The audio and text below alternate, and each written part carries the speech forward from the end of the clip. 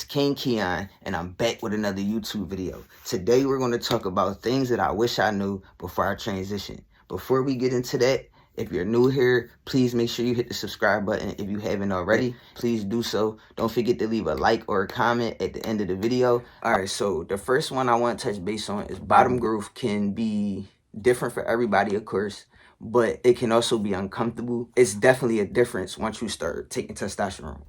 Okay, so if you're unaware with the term bottom growth, the term bottom growth is a phrase that transgender people use to describe the process and the growth of the clitoris. That makes sense, okay? So to just sum it up, we say bottom growth. Right? The typical bottom growth while taking testosterone for like trans men is 1 to 4 centimeters, okay?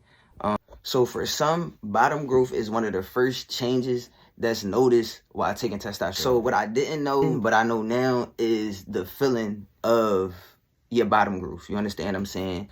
So initially, the sensation from the growth can feel very uncomfortable. And then the fact that it's growing, you got a little package down there, more than you had before. So now it's like the fact that it's growing and it's getting bigger and stuff like that, now it's rubbing against your underwear. I mean, for me, it was the rubbing against the underwear. I've talked to other people and they've told me they have different sensations. Like they have like a burning sensation, they have like an itching sensation, stuff like that. But for me, it was basically just a rubbing of the underwear.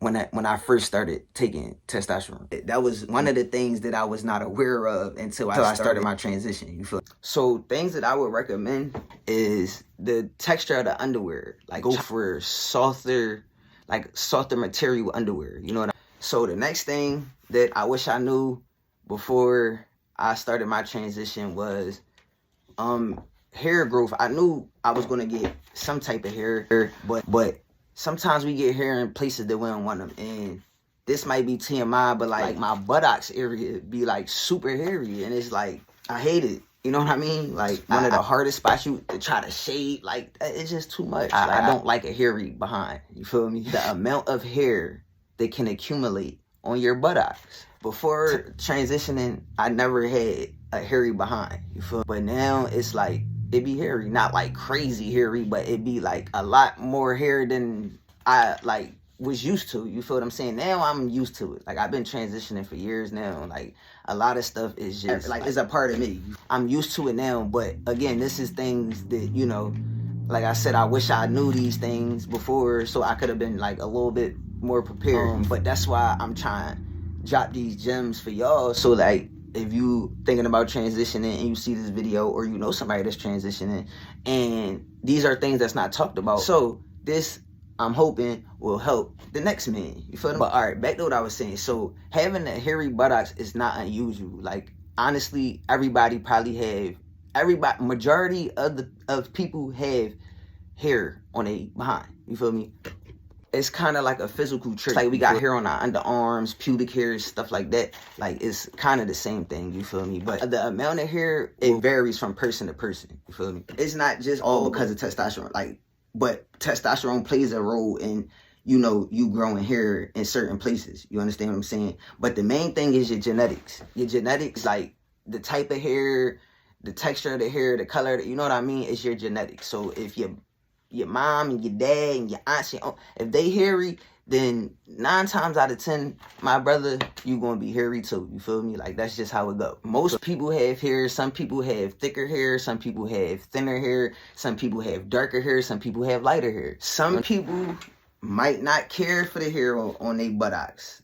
But if you like me, you're gonna care about that type of stuff. So the next thing I wish that I knew before I started transitioning is that when you take testosterone, your body temperature rises, which causes heat flashes, okay? I said heat flashes, it causes hot flashes, okay? Same difference. Y'all know what I meant. But yeah, so it causes hot flashes. And the reason with that being is because, so for trans men, when you take testosterone, it decreases your estrogen levels, okay? So it makes your estrogen levels drop.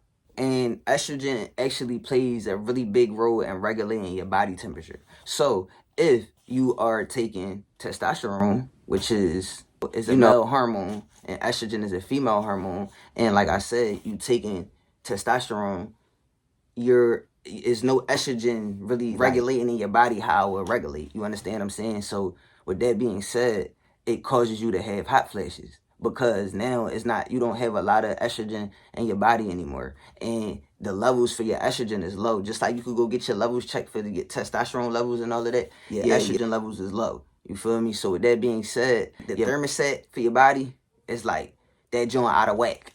You feel me? Like, and that's what's causing you to have heat flashes, and it also can cause you to have night sweats as well too. So that's a big one for me because I be hot as heck, y'all. Like, I be hot. I gotta take this off. Like, I wake up, I be sweating bullets. Like, I'm like, damn. Like, you feel me? But I already be knowing, like, what it's stemming from.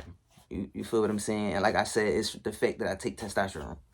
Things that you can do to, like, for me, like, I'm hot, this is, like, it's not tight, but I'm saying, like, if I'm hot, like, I'm gonna put on loose clothing. I'm gonna put on, like, I'm not gonna be butterball naked, but I'm saying, like, a white beater or something. I like to keep, like, my house and, like, my room and stuff like that. I like to keep those areas cool, like the window open, little fan going, you feel what I'm saying? Like, stuff like that, so that I can stay cool, you feel me? Especially when I go to sleep, because I can't go to sleep when I'm hot. Like, it's not a good joint for me. I be tossing and turning all night. So to keep myself comfortable, I try to, like, find alternatives. And like I said, if I'm hot, I could have the fan going, put the air on. Not right now because it's been cold, but you get what I'm saying? Like, turn the heat down, stuff like that. Like, wear loose clothing. You can also talk to your healthcare provider, discussion with them, and they might have they might be able to, like, they might say, okay, we could take your dosage down or something like that. You know what I mean? Or we could switch it up. That's one thing. I never talked to my healthcare provider about it because, like, it don't bother me that much, and I'm not, like, hot all the time. But, like, sometimes I do be like, whew, like, it's hot. Like, you feel me? The last thing that I wish I knew before I transitioned is that patience is key.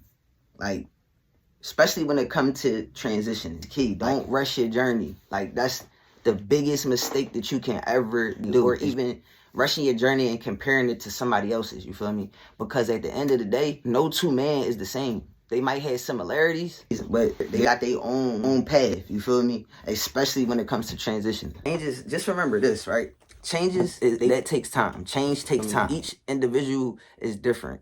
You understand what I'm saying? Like, and a lot of it is based off your genetics and, like, how much of testosterone do you take. And everybody don't take injections, so, like, whatever your dosage is, that could be a factor in your journey as well, if that makes sense. Like, because some people take shots every week, and then some people take shots every 2 weeks. The milliliters that they take is more than the milliliters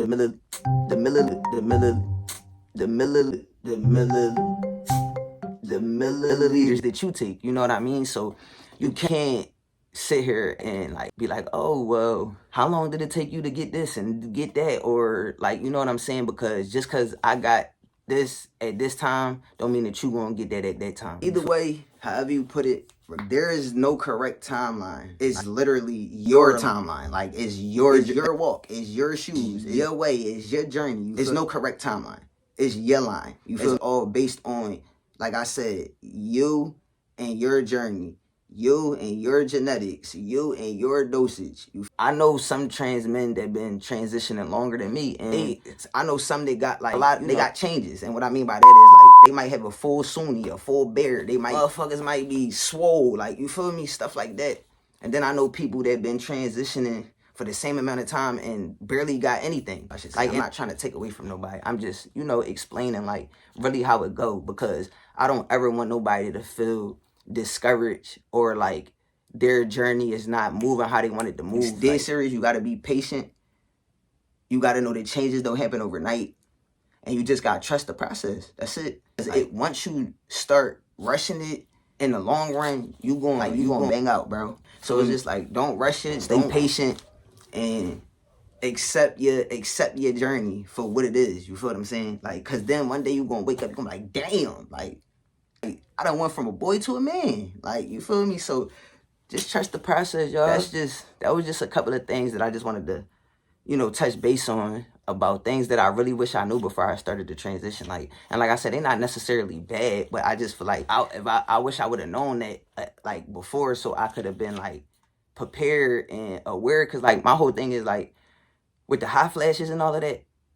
At a point, I was scared as heck. I can't curse on this joint, but I was scared as heck, y'all, because like I said, like I never experienced that. So now that I'm taking hormones and everything, and it's like now out of nowhere, now I'm just getting hot and stuff, and like waking up with sweats. I'm like, what's going on? I'm scared. But now it's like I had a conversation with my healthcare provider and stuff, and then I started looking into it a little more because I always look into anything I do before I do it. You know that for trans people, period, a lot of things are not at the forefront for us. And what I mean by that is like we can't just, it's hard to figure out certain things, how to go about this and how to go about that when it comes to transgender people. Like more and more visibility to trans people is becoming like more common, but I just feel like it's just different. Like trans people exist, people know that, but I just feel like it's different to people, you know what I mean? Even in any setting, this is stuff like unless they specialize in that type of care, like it's like, you know, it's just different. Like, so it's kind of hard for us to really get resources and tips and stuff like that on a lot of stuff because it's not there for us. Like, you gotta really dig, or you gotta know somebody to know somebody to know some, like, you know what I mean?